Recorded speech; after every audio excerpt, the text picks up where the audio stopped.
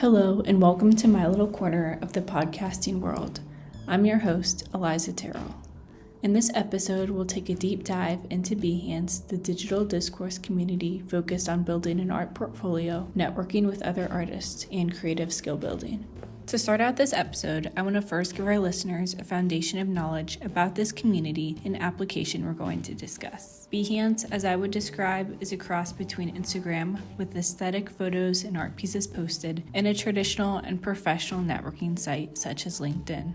It's a place where creatives can share their work publicly and gain a following, but can also be used for job searches and career development as well. In this podcast, we will focus on how Behance combines these informal and professional aspects, which set it apart as an online discourse community. Now let's quickly define that term before we get much further. When we mention a digital discourse community, all we really mean is an online space for a group of people to collaborate and converse around a common interest or topic. According to John Swales, a discourse community is a group of people who share a common public goal, use distinct levels of membership, have varying participant roles, and utilize unique rhetorical genres of communication, defining themselves within the community. It's that simple. In this case, the common interest being the world of art and design, and the goal being to create a community to showcase and discover creative visual work in fellow artists.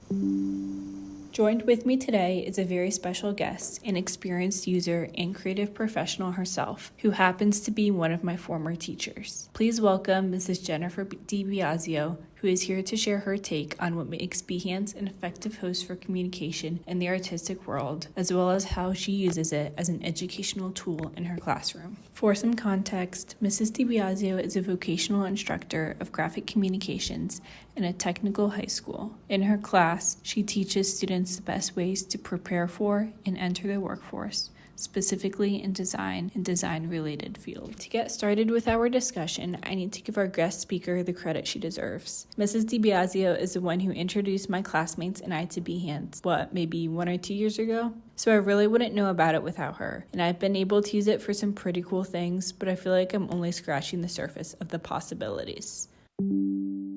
Could you tell us, Mrs. DiBiasio, a bit about your experience with Behance and how you first started using the application for your personal use? I first learned about Behance when I was in college, and my college professor was actually the one that showed us how to work on it. And the purpose was we were doing internships, and he wanted us to be able to have our material online. So that way it could help us with landing internships, showing people our work before we even had an interview. So it's been around for many years. That's how I first got introduced to it.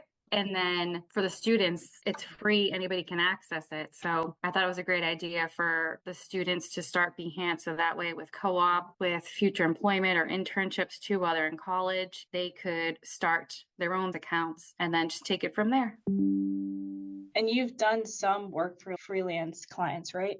Yeah. What's your experience with that? How have they reached out to you? So through Behance alone, I probably get maybe 1 or 2 requests every few months from there because I do have my email address on there. So usually the email will say, I saw this project, looking for a business card, looking for a logo. Most of the time right now, I turn down the work just because time-wise, I don't have enough time to pick up freelance projects right now. But I hope in the future I can start picking up work from there. But there's definitely people out there checking out Behance portfolios, looking at the work and wanting to hire people from that.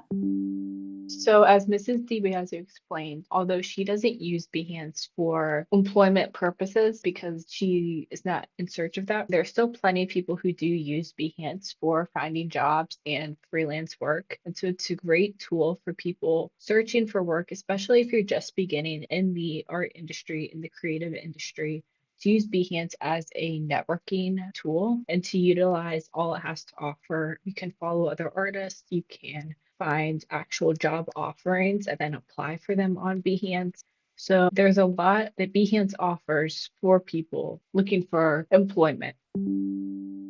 Next, we'll dive into how Behance has changed over the last 15, 20 years since the release of it in 2005.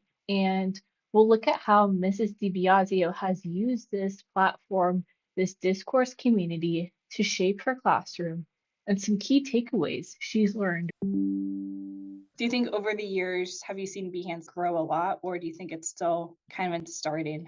Compared to when I first started my account to now, it's huge with just like the people from all different countries and the type of work you can find on there, like anything from oil painting to animation to video. It's just become so much bigger, and it's so cool to see the different things out there, and especially too where people can list the programs that they used with each of their projects. I like that because sometimes I'll see an effect or something done and I'll be like, oh, they did that just in Photoshop? Like, I didn't realize you could do that. So it kind of piques my interest to see like what else is out there and trying different things for myself too. Do you think you've learned a lot through other people's lessons or what they post?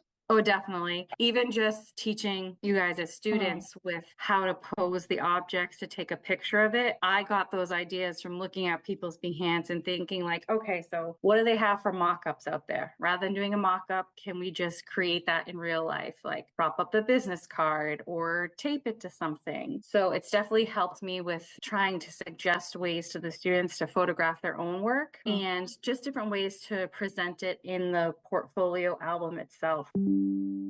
As Mrs. DiBiasio explained how she utilizes different lessons or techniques she picked up on Behance by just looking at other people's projects, we learn about the type of participant roles that Ms. DiBiasio plays in the Behance community. So this ties into our Swales features of what a discourse community is, what makes up a discourse community. John Swales, who is a linguist mainly known for his work in analyzing rhetorical genres within written discourse communities, he defined them as having both levels of membership and having participant roles. So the levels of membership are how you distinguish yourself from others. So it's how much you are involved within the community. So if you're just liking or commenting on posts, that might be considered a basic user, while there's other people who consistently contribute to the platform by posting their own work and commenting on others. They're initiating collaborations and in-depth discussions with other artists to engage more people. And so these people we can call community leaders.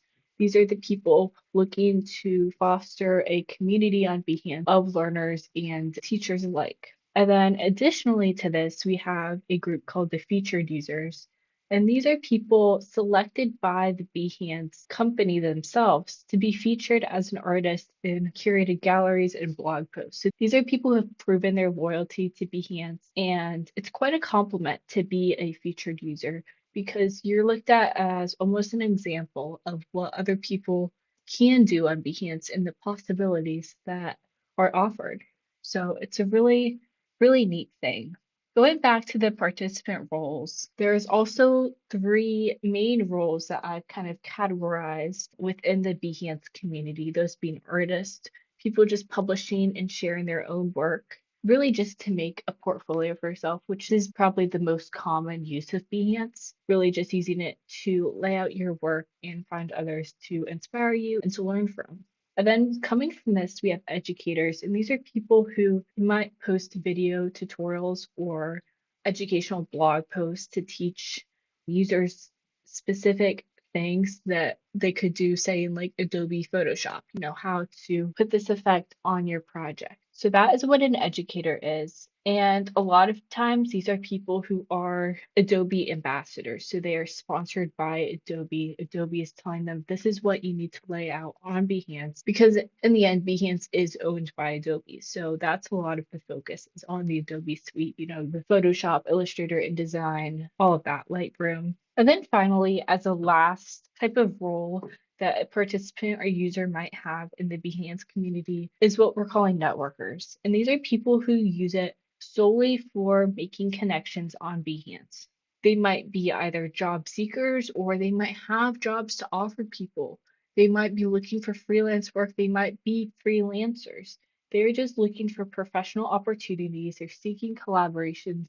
They're really putting the more professional aspects of Behance to use rather than the informal, portfolio side of Behance that we've talked about. And so these are really what kind of distinguish Behance as a discourse community because we have these roles and levels of membership, but they're so intertwined with each other, and yet there's so much variety. You can be a basic artist, but you can also be a community leader.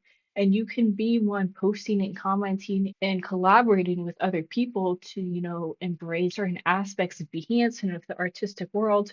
But maybe you don't post anything beyond your platform, beyond your personal portfolio. Likewise, networkers, they're the ones focused on the professional connections, on making employment decisions and connections on Behance. And maybe they're only a basic user in the sense that they're only commenting for connection purposes and not maybe so much to enhance their artistic style. So that's another big distinguisher.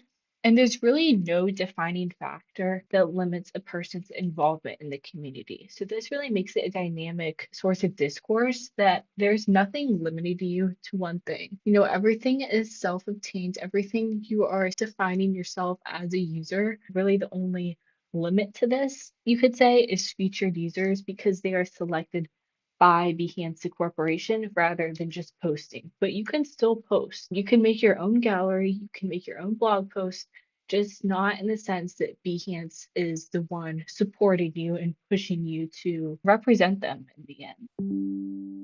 So, in this discussion, we've covered how combining the informal and professional aspects of Behance set it apart as a discourse community, and how the user really has their full freedom to participate as little or as much in the community as they wish. They can be doing the bare minimum of contributing. Maybe they don't even post their own portfolios, maybe they just look for inspiration, or they can take it all the way, have an elaborate portfolio planned out and posted for everybody to see. They can contribute in comment sections of other people's posts. They can post tutorials for how to accomplish certain techniques within the Adobe program specifically. But in the end, it's up to the user. It's up to the members of this community to decide how they want to use it, how they want to embrace it, really, and allow it to change their creative lives. We've also talked about Behance in terms of how it pertains